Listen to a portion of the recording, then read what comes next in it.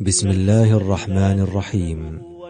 يسر موقع ميراث الأنبياء أن يقدم لكم تسجيلا لخطبة جمعة ألقاها فضيلة الشيخ أسامة بن سعود العمري حفظه الله تعالى في جامع الخالدي بمدينة جدة. نسأل الله سبحانه وتعالى أن ينفع بها الجميع. يا أيها الذين آمنوا اتقوا الله حق تقاته ولا تموتن إلا وأنتم مسلمون. أما بعد، أيها المؤمنون، أوصيكم بتقوى الله في السر والعلن والغيب والشهادة.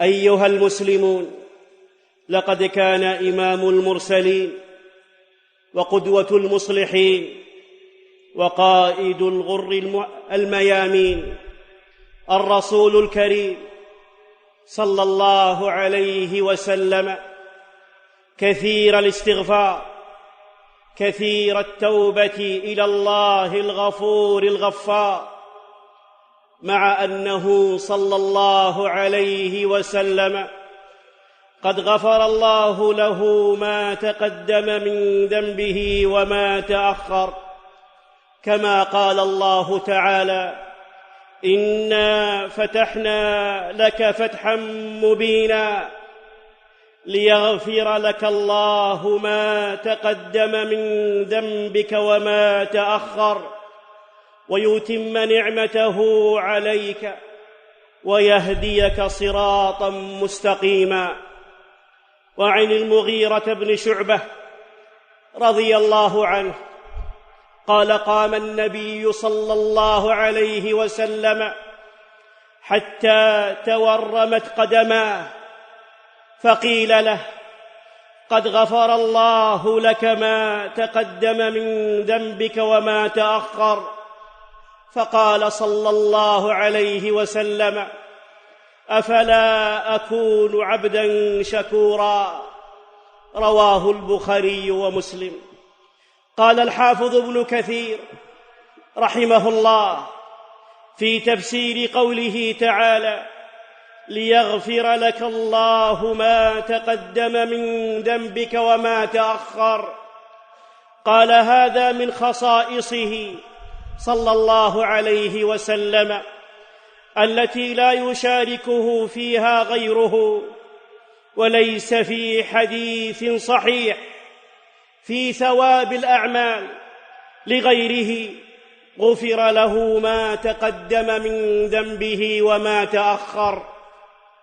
وهذا فيه تشريف عظيم لرسول الله صلى الله عليه وسلم في جميع أموره على الطاعة والبر والاستقامة التي لم يحصلها بشر سواه، لا من الأولين ولا من الآخرين، وهو أكمل البشر على الإطلاق وسيدهم في الدنيا والآخرة.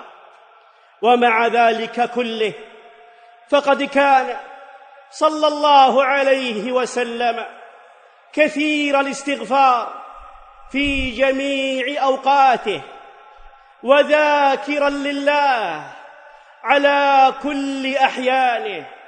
فعن عائشة رضي الله عنها قالت: كان رسول الله صلى الله عليه وسلم يذكر الله عز وجل على كل أحيانه.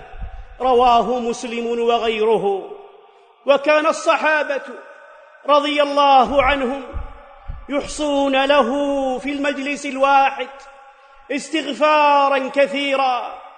عن الأغر المزني رضي الله عنه قال: سمعت رسول الله صلى الله عليه وسلم يقول: إنه ليغان على قلبي حتى أستغفر الله في اليوم 100 مرة. رواه مسلم. وفي رواية قال: سمعته يقول: توبوا إلى ربكم فوالله إني لأتوب إلى ربي تبارك وتعالى 100 مرة في اليوم.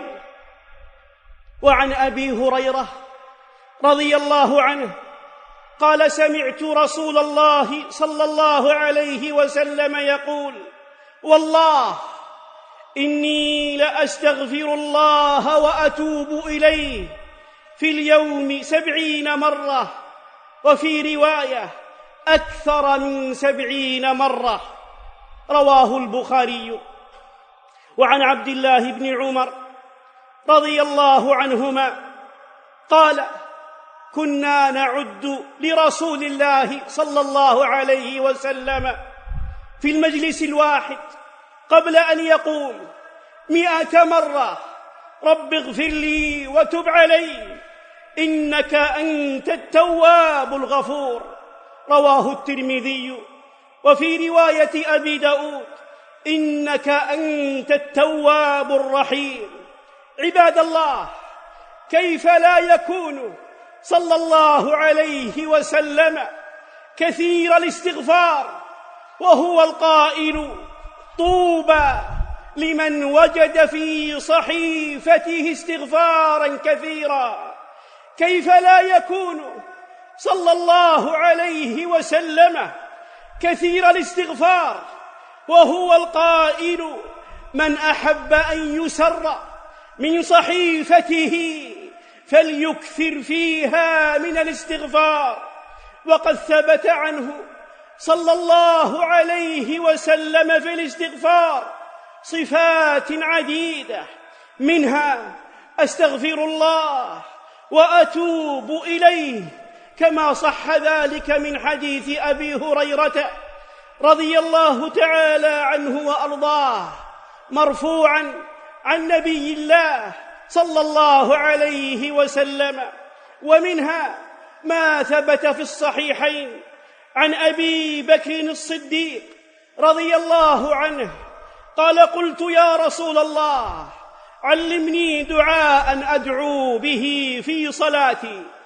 قال: قل اللهم إني ظلمت نفسي ظلما كثيرا ولا يغفر الذنوب إلا أنت، فاغفر لي مغفرة من عندك وارحمني إنك أنت الغفور الرحيم. ومنها ما ثبت في الصحيحين من حديث أبي موسى الأشعري رضي الله عنه أن رسول الله صلى الله عليه وسلم كان يدعو بهذا الدعاء، وهو الذي قد غفر الله له ما تقدم من ذنبه وما تأخر، وهو الذي هو في الفردوس الأعلى من الجنان.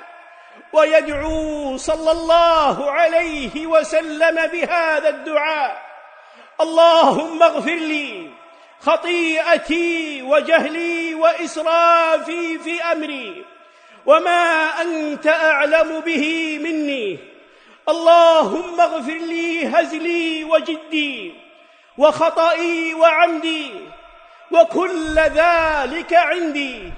هذا النبي صلى الله عليه وسلم يقول: وكل ذلك عندي، اللهم اغفر لي ما قدمت وما أخرت وما أسررت وما أعلنت وما أنت أعلم به مني، أنت المقدم وأنت المؤخر وأنت على كل شيء قدير.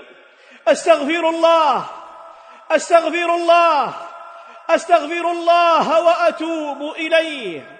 ومنها أي من صفات الاستغفار، وهذه الصفة أتم الصفات وأكملها، والتي عند البخاري في صحيحه من حديث شداد بن أوس رضي الله عنه أن رسول الله صلى الله عليه وسلم قال: سيد الاستغفار أن يقول العبد: اللهم أنت ربي لا إله إلا أنت، خلقتني وأنا عبدك، وأنا على عهدك ووعدك ما استطعت، أعوذ بك من شر ما صنعت، أبوء لك بنعمتك علي وأبوء لك بذنبي فاغفر لي ذنوبي فإنه لا يغفر الذنوب إلا أنت. قال صلى الله عليه وسلم عن سيد الاستغفار: من قالها من النهار موقنا بها فمات من يومه قبل أن يمسي فهو من أهل الجنة، ومن قالها من الليل وهو موقن بها فمات قبل أن يصبح فهو من أهل الجنة. عباد الله، وكان صلى الله عليه وسلم في الصلاة يطلب ويسأل ربه التوبة وغفران الذنوب والسيئات. ففي الصحيحين عن أبي هريرة رضي الله عنه أنه قال: يا رسول الله، أرأيت سكوتك بين التكبير والقراءة ماذا تقول؟ قال: أقول: اللهم باعد بيني وبين خطاياي كما باعدت بين المشرق والمغرب، اللهم نقني من خطاياي كما ينقى الثوب الأبيض من الدنس، اللهم اغسلني من خطاياي بالثلج والبرد والماء البارد. وفي صحيح مسلم وغيره أنه كان صلى الله عليه وسلم يقول نحو هذا إذا رفع رأسه من الركوع.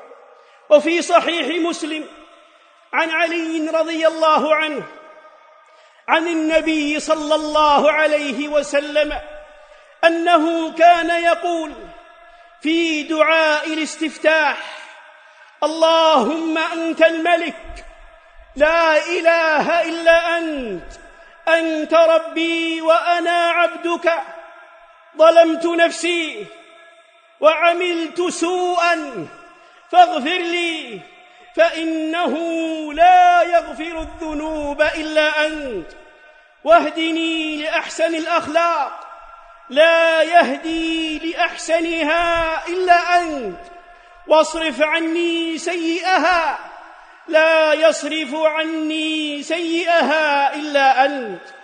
وفي صحيح مسلم عن النبي صلى الله عليه وسلم أنه كان يقول في سجوده: اللهم اغفر لي ذنبي كله دقه وجله، علانيته وسره، أوله وآخره. عباد الله، البدار إلى التوبة قبل دخول شهر رمضان، البدار إلى التوبة والاستغفار قبل دخول شهر التوبة والغفران. أقول قولي هذا وأستغفر الله لي ولكم ولسائر المسلمين، إنه كان غفورا رحيما.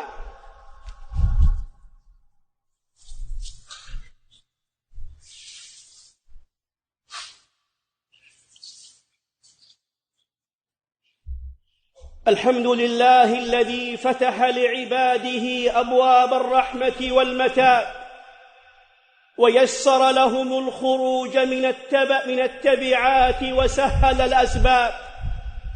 وأشهد أن لا إله إلا الله وحده لا شريك له، عليه توكلت وإليه متاب.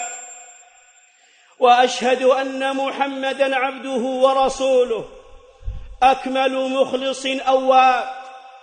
اللهم صل وسلم على محمد وعلى آله وأصحابه أشرف آل وأكرم صحاب. عباد الله، أستغفر الله وأتوب إليه. إن التوبة واجبة على الأولين والآخرين، وهي من أعظم الحسنات والقربات. قال شيخ الإسلام ابن تيمية رحمه الله. وقد قال الله تعالى: واستغفر لذنبك وللمؤمنين والمؤمنات.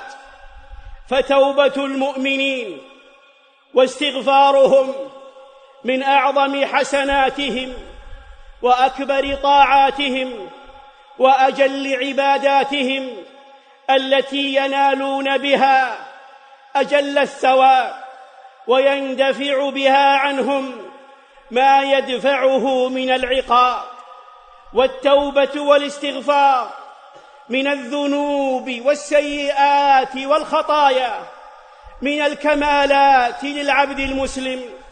قال شيخ الإسلام ابن تيمية رحمه الله: وليست التوبة نقصا، بل هي من أفضل الكمالات، وهي واجبة على جميع الخلق، كما قال الله تعالى: وحملها الإنسان إنه كان ظلوما جهولا.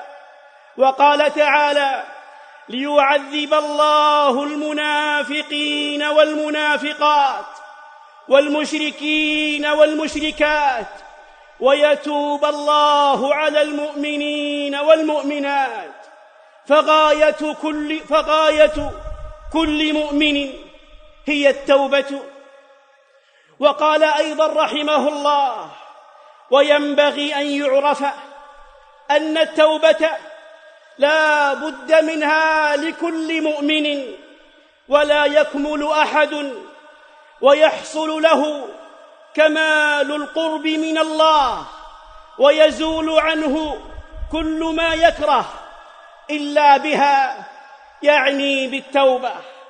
عباد الله، فمن أراد أن يكون قريبا من الله فعليه بالتوبة والاستغفار، ومن أراد أن يتعرض لمحاب الله سبحانه وتعالى فعليه بالتوبة والاستغفار، ومن أراد أن يتعرض لفرح الملك سبحانه وتعالى فعليه بالاستغفار. عباد الله، ويجب على العبد أن يعترف بوحدانية الله وتفرده بصفات الكمال على وجه لا يشاركه فيها مشارك بوجه من الوجوه. ويجب على العبد أن يقوم بعبودية الله. فأنت يا عبد الله على أرض الله، فليكن منك ما يرضي الله سبحانه وتعالى. يجب على العبد أن يقوم بعبودية الله ظاهرا وباطنا، وأن يكون تائبا منيبا إليه كل وقت وكل حين. ويجب على العبد أن يسأل ربه رغبة ورهبة مع التوبة والاستغفار الدائم، لأن العبد لا بد له من التقصير في شيء من واجبات الله عليه أو التجرؤ على بعض المحرمات، وبالتوبة والاستغفار الدائم ينجبر نقصه ويتم الله سبحانه وتعالى عمله وقوله. قال الله سبحانه وتعالى: ومن يعمل سوءا أو يظلم نفسه ثم يستغفر الله يجد الله غفورا رحيما. عباد الله، توبوا إلى ربكم قبل تعذر المتاب، وقبل طيء الصحائف وغلق الألباب، قبل أن تقول نفس يا حسرة على ما فرطت في جنب الله. اللهم إنا نسألك توبة نصوحا، اللهم إنا نسألك توبة نصوحا، اللهم إنا نسألك قبل رمضان توبة نصوحا. اللهم اغفر لنا، اللهم تب علينا، اللهم إنه قد كثرت ذنوبنا، اللهم إنا قد كثرت ذنوبنا. اللهم إنك عفو تحب العفو فاعف عنا. اللهم إنك عفو تحب العفو فاعف عنا. اللهم اغفر لنا. اللهم تجاوز عن سيئاتنا. اللهم تجاوز عن سيئاتنا. اللهم إنك عفو تحب العفو فاعف عنا. اللهم إنا نسألك الجنة وما قرب إليها من قول وعمل، ونعوذ بك من النار وما قرب إليها من قول وعمل. اللهم أصلح أحوال المسلمين. اللهم تب عليهم. اللهم تب عليهم. اللهم تب عليهم. اللهم آغثنا. اللهم آغثنا. اللهم لا تؤاخذنا بذنوبنا وإسرافنا في أمرنا. اللهم لا تمنعنا القطر. اللهم لا تمنعنا المطر بسوء ما عندنا. اللهم اغفر لنا. اللهم صيبا نافعا. اللهم تجاوز عن سيئاتنا. وآخر دعوانا أن الحمد لله رب العالمين، وصلى الله وسلم على نبينا محمد وعلى آله وصحبه والمسجلة والمزيد من الصوتيات يرجى زيارة موقع ميراث الأنبياء على الرابط ميراث.net. وجزاكم الله خيرا.